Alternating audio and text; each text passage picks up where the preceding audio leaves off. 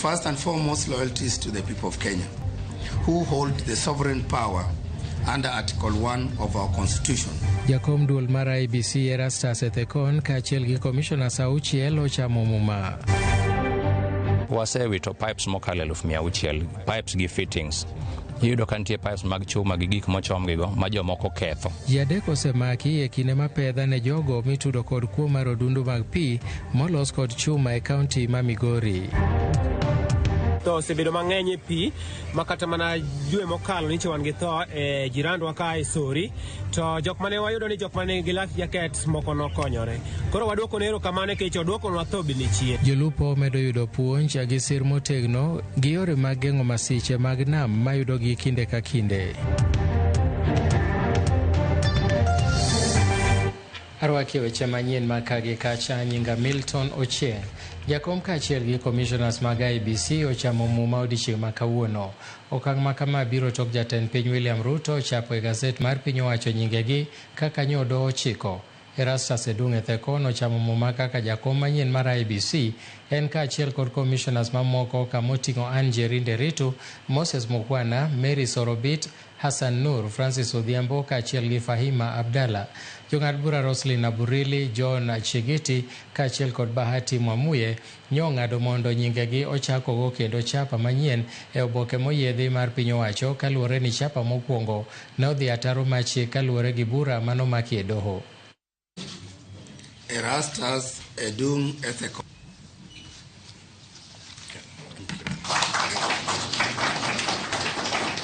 Derito, having been appointed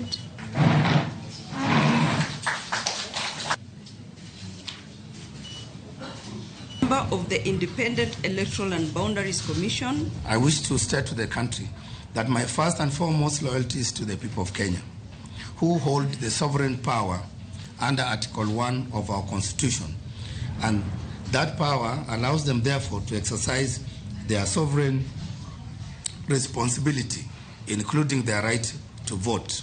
And therefore I wish to assure Kenyans that their voices will not only be heard, but they will also count during this, the coming elections. As we look ahead, I urge you to stand firm in your commitment to democratic values.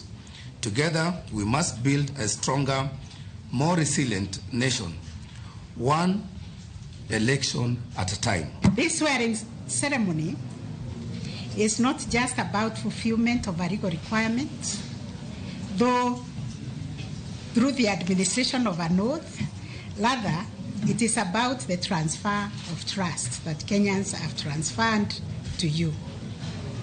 In you now resides the solemn responsibility to safeguard one of the most sacred rights in our Constitution, the right of every Kenyan to participate in free, fair, and credible elections, as enshrined in Article 38 of the Constitution.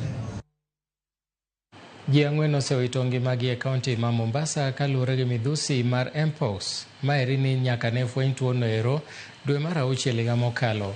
Chenro mar chiwo puonj ne jodak e kaunti no bende koro osechakore ayanga ahinya te gwenge manofwenyie ji ariyogo. Lipode moko bende osechwal e gwenge machangamwe kod Mvita. Kochopo sani kwan duto mar jogo moseyudo midhusi mar Mpox e pachoka oseromo 226. E kindego apisa mag thieth ojiwo oganda mondo mi orang rang'iny margi maler ahinya to kokadho e yor logo e kinde ka kinde. Ni kwamba there's a lot of active community transmission, that is kuambukizaji kwa within the community that is happening, yeah, and it's because the community has not accepted that this is an active transmission that is happening within their communities. Wengine pia wakipata harara. Kwa hivyo tunahamasisha jamii ya kuwa ukipata rash ama upele ambao huuelewi, tafadhali enda katika kituo cha karibu, uhakikishe kuwa umeonekana na daktari, na kama mwenzangu alivyoendelea kusema, tume designate kituo ambacho ni Coast General Utange cha kuhakikisha kuwa tunaangalia cases hizi za mpox. I want to see the public taking precautions, and I also want to see the public talking about mpox. The fact that we are not talking about mpox enough by the public, that means people still feel like mpox is not very risky. So I want to see the public changing their risk perception of mpox. Uganda mapacho kama wuke dhudi mopogore opogore oparo manosenindo okil Kamaloka Feroz Norji kage pare kaka okil manoketo e opara manyime kedo ne ratiro mag oganda e pacho ka. Nyasino noyuore gi jotelo mag siasa, jokedo ne raticho mag oganda kaachiel gi jopuonjre gi okinde. Feroz iparo kaluwore kod lai mare makare matije manochwalo, ka bende ipare kuom kedo ne ratich oganda e doho chakre telo ma jatend piny mar ariyo mosenindo Daniel Arap Moi.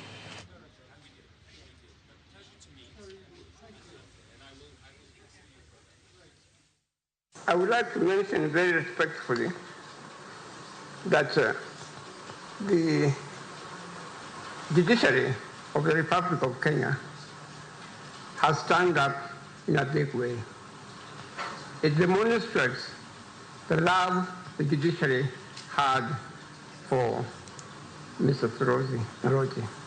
Let us also recognize that we are not just mourning a man. We are celebrating a movement led by a man who believed that this country could always be better, more just, more compassionate, a man who never gave up on Kenya. Fare thee well, learned friends. You have run your race with dignity. Kenya is better because you lived. May his soul rest in eternal peace. Thank you. Eneno ningi majolupo kolale masiche mag nam mayudo gi kinde ka kinde, riwruok mar piny owacho mong'ere kaka Mwanadada Foundation nochopo e kaunti ma Migori kama ne gichiwo jakede mar reso ngima kata life jackets ne jolupo. Riwruokno ero mar Mwanadada Foundation kokalo e apisi mar jagoro mongirore migawo mar arita, Dr. Raymond Omolo nochiwo jakede maromo 50 ne jolupo e dho wath Masiginga. Kano wuoyo gi jofwambo, jawachalo riwruogno Beatrice Amondi nokwayo jolupo mondo obed motang' kinde ka kinde ka gintiere nam mondo kik giwit ngimagi. Bende jolupo nodwoko erokamano kendo kwayo Dr. Raymond Omolo mondo med chwalo negi kony ahinya te jiwo weche mag arita e nam. NP makata mana jue mokalo niche wan gi tho e jirandwa ka e Sori, to jok mane wayudo ni jok mane gi life jacket moko nokonyore. Koro wadwoko nero kamane kech wadwoko nwa tho bili chien. Wamor ahinya gi gima jiwo Mwanadada otimonwa kawuono kuom kelonwa life jacket mar ng'iyo ngimawa e dier nam. Wamor ahinya kaachiel gi rais marwa gi Raymond Omolo kuom kelonwa kony machielo machalo kaka gik ma ibiro dwar e nam, machalo kaka speedboat. Nwakwayo ni serikal ma Kenya oyie konywa kaka wajo nam.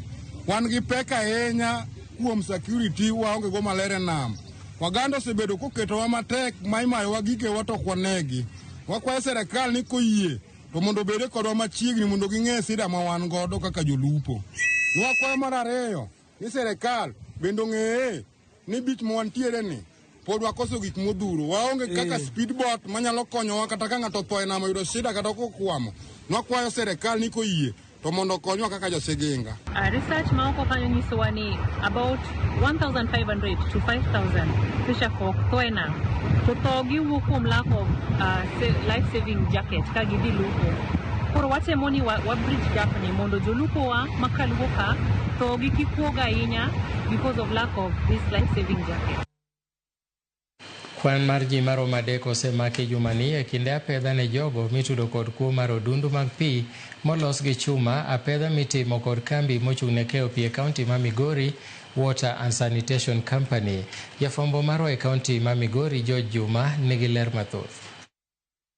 Kao chako dwe mar achiel mar higa nyaka dwe mar abiriyo mar higani, kambi makeyo pi e kaunti ma Migori Water and Sanitation Company kata Miwasco, osewito dundugo makeyo pi manengo giromo 600,000 e lwet jokuoge. Kalure kod jatatije mar kambi ma Miwasco Sam Nyandiga, mae koro sero chenro magi makeyo pi, kendo bende osemiyo koro giwito pi mathoth nikech pi mapukore ka odundu koro chot. E okang' mar kedo kod jokuoge mag odundu mag pi, kambi ma Miwasco kawo tende kod ndaita kwe e kaunti ma Migori dhi nyime kod timo pedha ne jokuoge mag odundu mag pi. Igani kende wasewito pipes mokalo 600,000 pipes gi fittings. Iyudo ka nitie pipes mag chuma gi gik mochomgigo ma jomoko ketho. Koro jogo kawgi to gidhi giuso nikech gin gige chuma. Koro wakwayo jo public ma bende osebedo ka konyowa ma informwa to gi joma moko ni ka giyie to gi continue konyowa e wach mar pipes ma ji kwalo. E juma ne jogo ma chichgo ni achijego mosbiru ka kwal dundugo mag pi maromo adek e kaunti ma Migori ne omake, kaachiel kuomgi ma jigni 18 ne ochwal e doho ma Migori. Kawuono wamor ahinya nikech ne wayudo jomoko moko osedhi e court, kendo court koro nigi wachgino kendo deal godo. Wabro mako ji mamoko, nitie joma bende kwalo pigewa. Yeah, we will continue with the exercise of ensuring that people are arraigned in court, people are arrested, increased surveillance, and we know it will stop. Jatatije ma kambi ma Miwasco Sam Nyandiga wacho ni thoth odundugi mag chuma ma ikwalo osebedi ka osinjo bende koro nyiewo chumbego ma oti kata scrap metals e kaunti ma Migori. Okwayo jogo mosebedo ka koro nyiewo chumbego ma owiti kata scrap metals mondo koro ti kodgi machiegni mondo koro gimaki achijego. We want to thank the police for helping us, we want to thank the public for helping us, and we are asking people that whenever you destroy this infrastructure, you are disrupting the supply of water within the county. So we are pleading with you not to do that. But nitire jok mosebedo ka ketho gigewa mag supply godo pi. Odundu wanti jok makwalo sana molos gi chuma. Koro gikawgi to gidhi giuso gi kaka scrap metal. Kore wakwayo jok manyiewo scrap metal kuom ji. Weuru nyiewo pipes mag moa Miwasco. Kendo wakwayo ni kuyudo ng'amo kelo ni gima chala kamano to nyisowa. Kambi ma Miwasco osebedo ka wito tamalo 43 mag pige ma onego gius ne oganda ma idendo kaka non-revenue water. Kaot pogore kod chenro mar timo pedha ni jogo mosebedo ka koro kwal dundugo mag pi e kaunti ma Migori. Tend kambi ma Miwasco bende wacho ni apedha ne jogo eko ma osebedo ka koro tiyo kod pigege tok chul bende nyaka sani pod dhi nyime e kaunti ma Migori. Malo ji 10 yando osemaki kaot tende kod kuo mar pi e kaunti ma Migori ka bende moko kuomgi ne ogolo fwaye ka moko cases gi nie doho. Lipot yango ni e kaunti ma Migori mangima kwan ute maromo 700 kod 500 otudi kod pi mar fereji kod kambi mar Miwasco. Kata kamano mana ute maromo 500 kende emosbiro ka koro chulo pi magitiyo godo e dwe ka dwe. Ka bende nondo dhi nyime gimomiyo kwan ute maromo 200 kod 500 ok chulo midano mar pi. George Juma, Ramogi TV, Migori. Ten County ma Narok koro jiwo jonyuol ma nigi nyithindo matindo mondo mi one ni giyudo chanjo mar tuo mar typhoid kod aruodhi. Kaluwore gi jochiw thieth e kaunti no, tuochego gin mago minyalo geng', mak mana ni thoth ji pod ok rang rang'iny mar ler kaka yorno mar ritruok. Kwan duto mar nyithindo migeno ni biro yudo chanjo no e kaunti no ma Narok odiechieng' biro romo 300 ka e kindego jonyuol bende counties mopogore opogore osechako yudo ote kawuok kuom tend sikunde mar chiwo thuolo ne nyithindgi mondo oyud chanjo e sikul.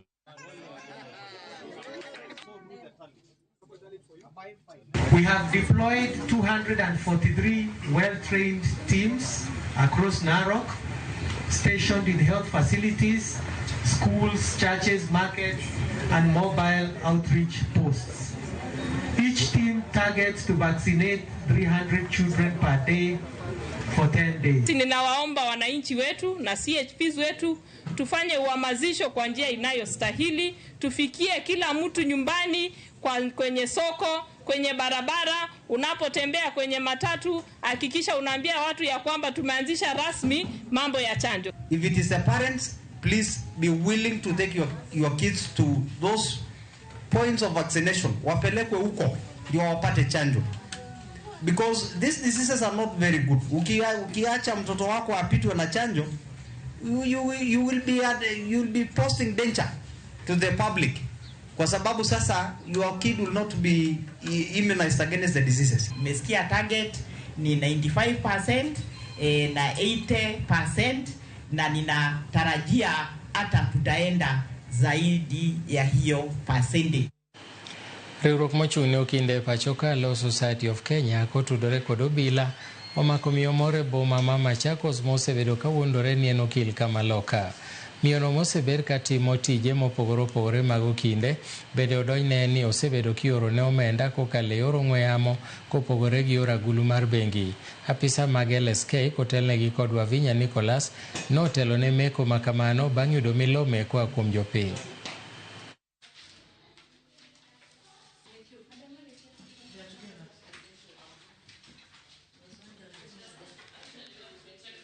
This is a notice and a warning we are giving to the members of the public, not just here in Machakos County, but all the 47 counties of this Kenya.